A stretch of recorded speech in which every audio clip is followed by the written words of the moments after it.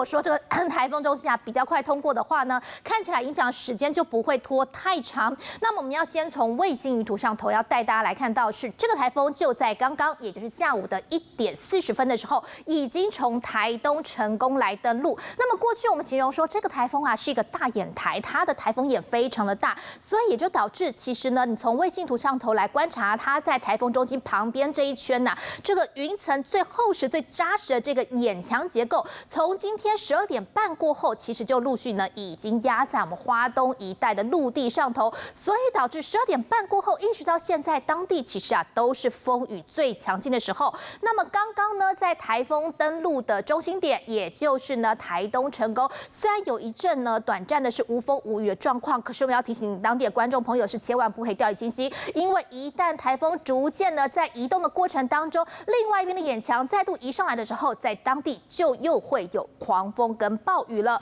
我们要带你来看到时雨量的累积图以及雷达回顾图当中，你就可以很明显的看到，就在台风它在登陆的这个差不多的时间点，我们透过时雨量的这一张排行来看得到是就在1点多的时候，花莲秀林它的时雨量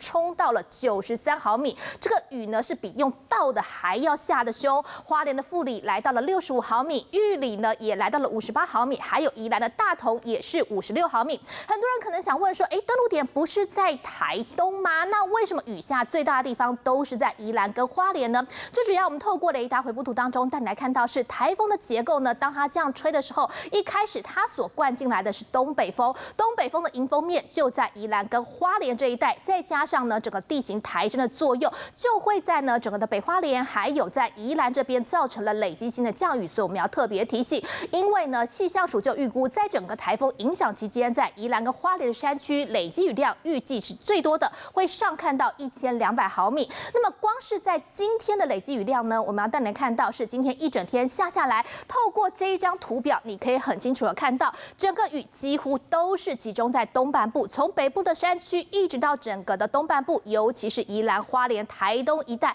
在这些地方累积雨量都已经呈现了紫爆的状况。我们把数字直接排行出来给你看，在宜兰的大同乡，光是今天已经下了690毫米，花莲秀林来到了540毫米，还有台中市的和平区也有511毫米，这也是山区的缘故。另外，花莲的万荣跟卓溪是今天的累积雨量也都已经超过400毫米，这样的雨还在持续的下，山区的部分真的要警戒，可能会有一些土石流的状况，还有低洼地区，当然也要小心有一些积淹水灾期。透过警报单当中，我们要持续带你来看到是这个台风在下午的1点40分已经从台东来登陆了。那么你可以看到，根据气象署它所未来预估的路径，虽然现在看起来整个台风它预计整个结构到了陆地上之后会被破坏，但是顺着这条线，也就是从台东一直到这个台中台南这一带，都有可能是未来整个台风中心通过的地方，还有包括了南投。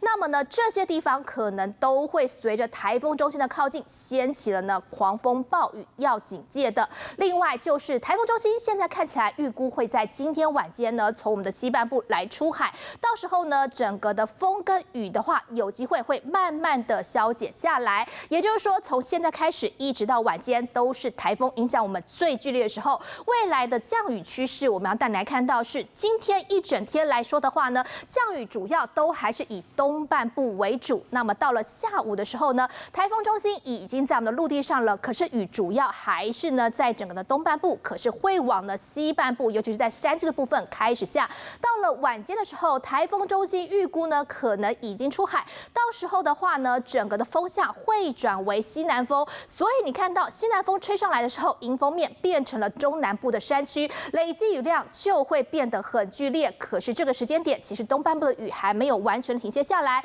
一直到周五的清晨，预估台风逐渐远离过程当中，在整个山区的部分，还有西半部的地方的话，雨都还是会持续的。那么另外还有就是台风的所掀起的风跟浪了。我们透过我们为你整理的这一张这个狂风巨浪的表，但来看到是台东兰屿这一回啊，感受到了整个台风的威力是最明显的，在当地掀起了17级以上的强阵风，南投合欢山同样也是，以及绿岛地区都出现了17级以上强阵风了。另外，嘉义的东石、台北的大屯山以及台东的成功，风势都很惊人，各地的呢浪也都很高，像是在台东的话呢，这沿海的浪已经超过了10米，接下来有可能会出现15米的浪高，都要提醒大家千万要小心，尽量不要前往海边。这个影响时序要整理给您的是，这个台风它的暴风圈完全涵盖了台湾的各地区。那么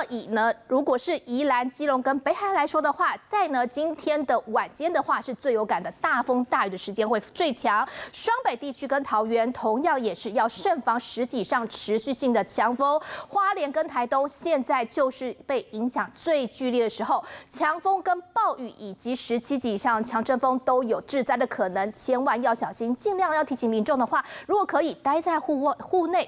待在室内，不要到了户外去。另外，在西半部地区的话呢，预计从晚间开始的话，风跟雨其实也都会开始变得比较明显，所以要提醒大家，还是要尽量做好了整个防台准备，赶快再把时间交还给湘华。Hello， 我是蒋欣梅，想要抢先掌握最及时的新闻资讯吗？赶快订阅、按赞、开启小铃铛，锁定华视新闻 YouTube 频道。